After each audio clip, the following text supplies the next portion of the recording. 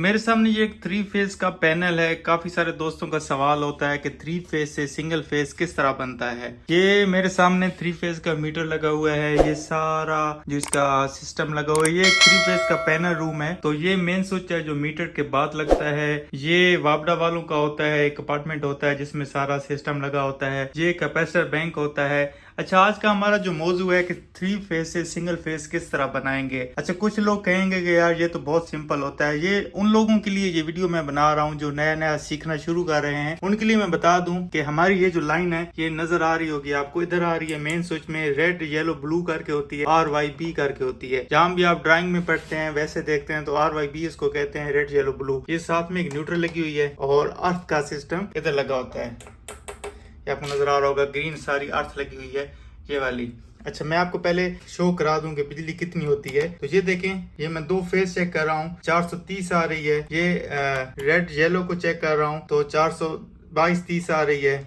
और yellow blue को check कर रहा हूँ 426-27 आ रही है। अच्छा, सिंगल फेज हम किस तरह बनाएंगे, ये बहुत ही सिंपल है। बस समझने वाली बात है कि किस तरह बनेगी। ये आपको नजर आ रहा होगा मेरे सामने बहुत सारे MCBs लगी हुई हैं। ये बहुत सारे MCB लगी हुई हैं। अच्छा, हर MCB की लाइन की अलग वायर, अलग कलर है। ये ब्लू है, येलो है और ये रेड है। क्यों ऐसा है? क्योंकि इजीली जब कोई फॉल्ट बन जाता है तो फॉल्ट फाइंडिंग आसान हो जाती है। और दूसरा के ये जो ब्लू है, ये ब्लू को ब्लू मिली है, येलो को ये वाली येलो मिली है और रेड को रेड मिली है। क्या मतलब कि हर एक लाइन को उसका अलग फेज दिया गया है ताकि फॉल्ट फाइंडिंग में आसानी हो और जो लोड हो वो इक्वल लोड हो, हर लाइन पे इक्वल लोड हो। ऐसा ना हो 3 फेज हम ले रहे हैं, एक पे बहुत ज्यादा लोड हो, एक पे बिल्कुल लोड ही ना हो, तो वो थोड़ा सिस्टम बैलेंस नहीं होता। अच्छा, सिंगल फेज किस तरह बनाते हैं। ये न्यूट्रल है आपकी, न्यूट्रल कॉमन होती है जैसे आप सबको मालूम होगा, न्यूट्रल है। अच्छा, न्यूट्रल ले लें और एक कोई सा भी फेस ले लें तो वो आपकी सिंगल फेस बन जाएगी। हम ये एक न्यूट्रल लेते हैं और अगर इसमें से कोई भी एक, चाहे वो ब्लू ले लें,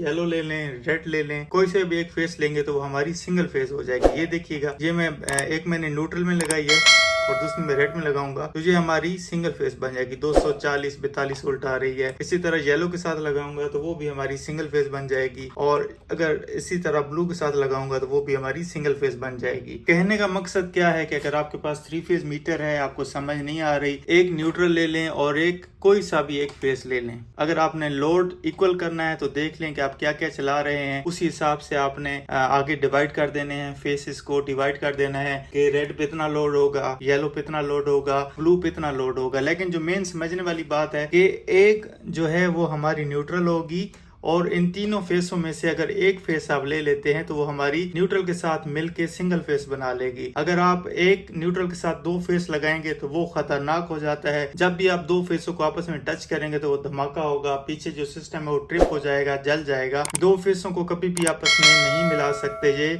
ऐसे ही है जैसे न्यूट्रल फेस मिलाने वाली बात होती है। 2 फेसों को मिलाएंगे तो वो न्यूट्रल फेस मिलाने से भी ज्यादा बड़ा धमाका कर सकते हैं। तो न्यूट्रल फेस, एक न्यूट्रल ले लेंगे, एक फेस ले लेंगे, हमारी सिंगल फेस बन जाएगी। कोई सा भी एक फेस ले लें जो आपको लोड के मुताबिक मिल रहा है, तो कोई सा भी एक फेस लेंगे तो वो हमारी सिंगल फेस बन जाएगी। एक न्यूट्रल, एक फेस, तो हमारी सिंगल फेस हो गई। इससे आगे भी आपको बहुत कुछ इसमें दिखाना है पैनल रूम में, लेकिन इंशाल्लाह नेक्स्ट वीडियो में दिखाएंगे।